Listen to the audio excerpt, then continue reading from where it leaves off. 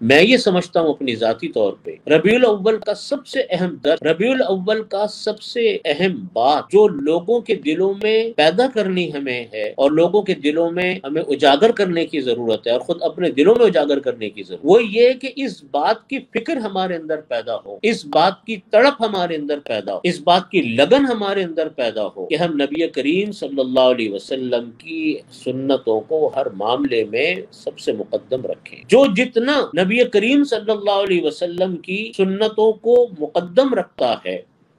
نبی کریم صلی اللہ علیہ وسلم کی سنتوں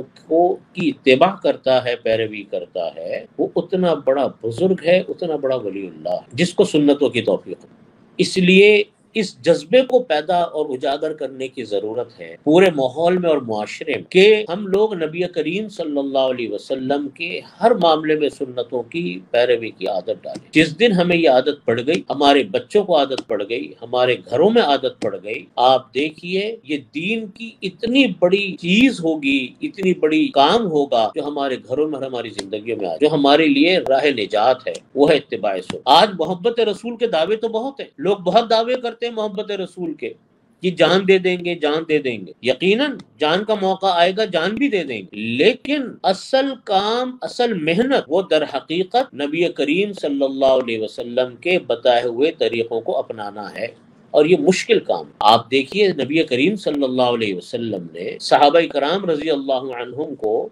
اسی بات کی عادت ڈالی، پوری مدنی مکی زندگی نبی کریم صلی اللہ علیہ وسلم کی یہ صحابہ کرام کو اس بات کی عادت ڈالی کہ میرے طور طریقوں کو اپنانے کی عادت، کیونکہ صحابہ کرام نئے نئے مسلمان ہوئے تھے، پھر مکہ کی زندگی کے اندر ظلم بہت ہو رہا تھا حضرات صحابہ کرام کے اوپر، اہل ایمان کے اوپر، وہاں قتال بھی حرام تھا اور جواب دینا بھی منع تھا، لڑائی جھگڑا بھی منع تھا، ہر چیز کی ممانعت تھی۔ حضرت عمر فاروق رضی اللہ عنہ فرماتے کہ ہم مکہ مکرمہ میں اس طرح رہتے تھے جیسے کوئی بکری سردی سے ٹھٹر کر رہ رہی ہو، ٹھٹری ہوئی بکری ہو، اس طرح ہم رہتے تھے، اجازت نہیں تھی قتال۔ جب مدینہ طیبہ آئے نبی علیہ الصلوۃ والسلام اور صحابہ کرام رضی اللہ عنہم اجمعین نے ہجرت کی مدینہ طیبہ،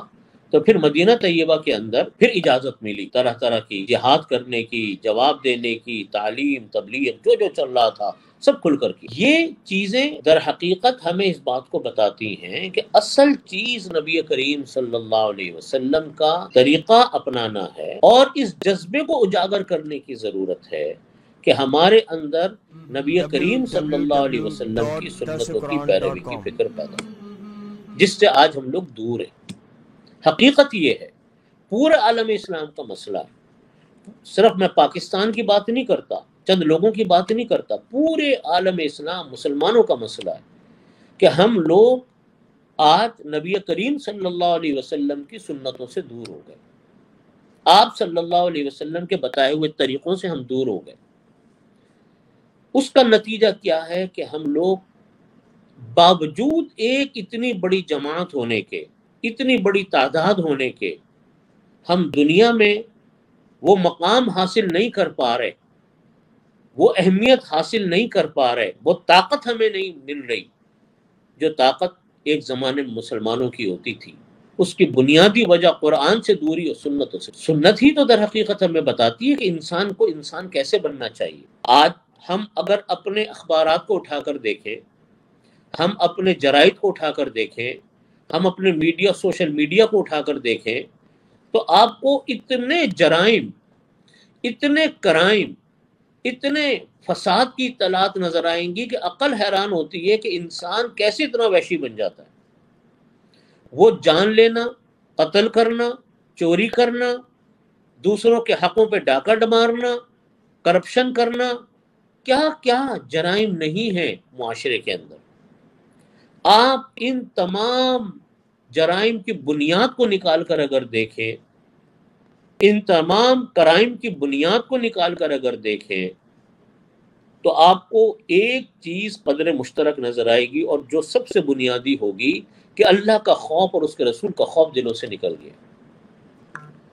اس بات کا خیال نکل گیا کہ میرے آقا صلی اللہ علیہ وسلم نے بھی ہم کو زندگی گزارنے کے کوئی طریقے دیے تھے، اور ہم قرآن کی تعلیم سے اور حدیث کی تعلیم سے کتنے دور ہو گئے۔ اس کا نتیجہ یہ ہے کہ دلوں میں ایسی بے خوفی پیدا ہو گئی ایسی لاپرواہی پیدا ہو گئی کہ اللہ اور اس کے رسول کا حکم تو ایک طرف کو رہ جاتا ہے اور زندگی پوری کی پوری بالکل ان تعلیمات کے برعکس گزرنی شروع ہو جاتی ہے، جس کی وجہ سے معاشرے کے اندر طرح طرح کے جرائم اور طرح طرح کے مسائل آج لوگ اس کا سامنا کر رہے ہیں۔ اس کے قصوروار ہم سب ہیں، گھر میں والدین ہیں، اسکول کالجز اور مدرسوں کے اندر اساتذہ ہیں، ماحول اور معاشرے کے اندر ہر انسان اس بات کا قصوروار ہے کہ وہ سنتوں کی تعلیم اور سنتوں کی تبلیغ، نبی کریم صلی اللہ علیہ وسلم کے بتائے ہوئے طریقوں کو دوسروں تک وہ پہنچا نہیں رہا اور نہ پہنچانے کا انتظام ہو رہا ہے۔ جہاں ہو رہا ہے یہ کام وہ بہت تھوڑے پیمانے پر ہے، لیکن لوگ ہیں کہ اس طریقہ کار کو اپنانے کی فکر نہیں کرتے۔ اس کی وجہ سے آج معاشرہ ہمارا جس کرب، جس بے چینی اور جن پریشانیوں کا سامنا کر رہا ہے وہ ہم سب کے سامنے۔